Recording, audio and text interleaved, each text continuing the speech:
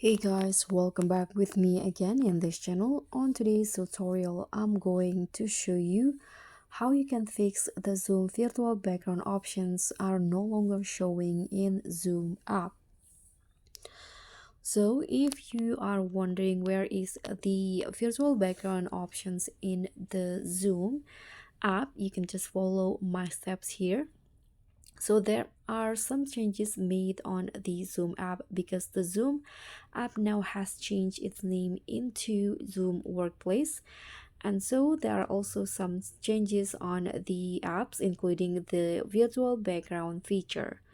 So here, I'm going to show you where is the virtual background options now on in the new Zoom Workspace. Let's just launch the Zoom app first.